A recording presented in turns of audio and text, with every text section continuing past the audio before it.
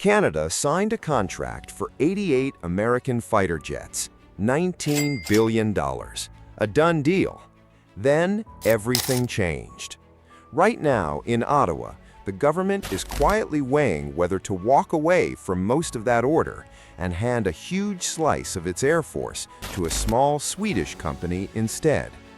This is the story of how a trade war with Washington cracked open one of the biggest defense decisions in Canadian history. Back in 2022, the choice looked settled. After years of political fights and false starts, Canada picked the Lockheed Martin F-35 to replace its aging CF-18 Hornets. 88 jets, stealth, sensor fusion, total integration with NORAD and NATO. On paper, it wasn't even close. Internal evaluation scores later revealed the F-35 had crushed its only real rival, Sweden's Gripen E, by a massive margin. The deal seemed locked in. Then, in early 2025, everything got complicated. Trade tensions erupted between Washington and Ottawa, tariffs, political friction, and suddenly, a defense purchase that used to be about capability became a question about dependence.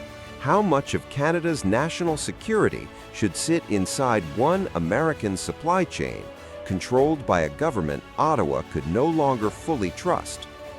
Prime Minister Mark Carney ordered a formal review of the entire F-35 program. Not the first 16 jets, those were already legally locked in, already in production. But the other 72 aircraft? Suddenly, they were back on the table. And that's exactly the opening Saab had been waiting for. Sweden moved fast. Saab put a new offer in front of Ottawa: 72 Gripen E fighters paired with GlobalEye surveillance aircraft and a promise that mattered more than any spec sheet, a real production line built inside Canada, supporting an estimated 12,000 jobs. For a country suddenly nervous about putting all its defense eggs in an American basket, that pitch hit differently than it ever had before. And Sweden didn't stop at fighter jets.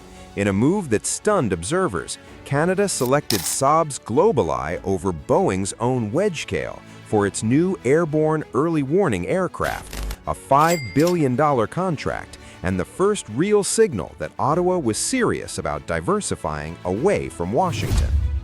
Days later, at a NATO summit, the alliance opened talks with Saab for even more of them. Suddenly, the Gripen conversation wasn't theoretical anymore. It had a real supplier standing right there, mid-negotiation, already winning contracts. But here's the part that makes this so much messier than it looks on the surface. The original evaluation data is brutal for the Gripen. When Radio-Canada obtained the internal scoring documents, the numbers were almost embarrassing. The F-35 scored 57 out of 60 points. The Gripen scored under 20. Nearly every category, the American jet dominated. And running two separate fighter fleets isn't free. Two training pipelines, two maintenance systems, two supply chains running side by side for decades. Critics inside Canada's own Air Force have warned that a mixed fleet could mean more cost and more complexity, not less. Yet the political math keeps pointing the other way. Public opinion polling shows a striking number of Canadians now actively prefer a Gripen-heavy fleet over sticking with the F-35 alone. And Ottawa keeps hedging, quietly paying for long lead components to preserve its place in the F-35 production line, even while publicly insisting nothing has been decided. So, where does this leave Canada? Legally committed to the first 16 F-35s, financially inching toward more, politically drawn toward a Swedish alternative it once dismissed, caught between the best-performing jet in its own evaluation and the supplier that no longer feels like a safe bet. As of now, no final decision has been made, but one thing is already clear. The country that once seemed like Washington's most predictable ally is now openly asking a question most nations wouldn't dare say out loud. What happens when your biggest military partner becomes your biggest liability? Do you think Canada should split its fleet? Stick with the F-35 or go all in on the Gripen? Let us know in the comments. See you in the next one.